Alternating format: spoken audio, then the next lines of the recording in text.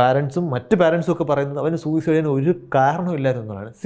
കാരണം ഉണ്ടായിരുന്നു. ദാറ്റ് ഗായ് വാസ് സാഡ്. നിങ്ങൾ അറിഞ്ഞില്ല. നിങ്ങളെങ്ങനെ അറിയും? നിങ്ങൾ ശ്രദ്ധിച്ചോ? നിങ്ങൾ ചോദിച്ചോ?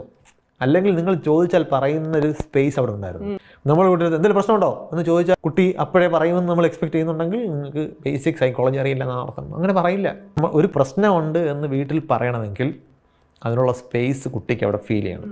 അതിനാണ് ഇമോഷണൽ അവൈലബിലിറ്റി എന്ന് പറയുന്നത്. It is okay to be sad, it is okay to be in trouble.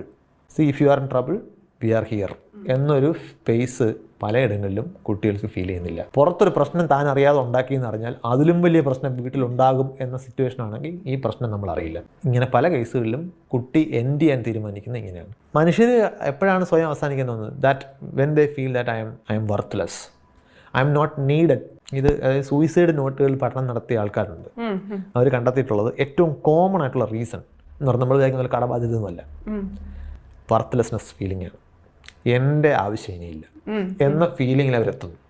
അവർക്കൊരു സോഷ്യൽ സർക്കിൾ ഉണ്ടായിരുന്നു. എടാ നീ എനിക്കൊരു പ്രധാനപ്പെട്ട ഫ്രണ്ടാണ് എന്ന് പറയാതെ ഞാൻ പോയാൽ ഇവന് വിഷമമാകുന്ന രീതിയിൽ ബന്ധം എനിക്ക് അവനുമായിട്ടുണ്ട് അല്ലെങ്കിൽ അവളുമായിട്ടുണ്ട് എന്ന് തോന്നിയാൽ ഈ സാധ്യത കുറയും. പക്ഷെ അങ്ങനെ തോന്നില്ല, അവഗണിക്കപ്പെടുന്നതായിട്ട് തോന്നുന്നു. അല്ലെങ്കിൽ ഞാനില്ലെങ്കിൽ ഇവർ സുഖമായിട്ട് ചെയ്യും. അത് പല സ്ഥലങ്ങളിൽ അങ്ങനെ ഒരു സിറ്റുവേഷൻ ഉണ്ട്. ഇമോഷണൽ അവൈലബിലിറ്റി, ഇമോഷണൽ നെഗ്ലക്റ്റ് എന്ന് പറയുന്നത് ഒരു സീരിയസ് ഇഷ്യൂ ആണ്. അങ്ങനെ സാഹചര്യങ്ങളിലേക്ക് പോകുമ്പോഴാണ് നമ്മൾ വിചാരിക്കുന്നത് സർപ്രൈസിങ് ആയിട്ടുള്ള സൂയിസൈഡുകൾ ഉണ്ടാകുന്നത്.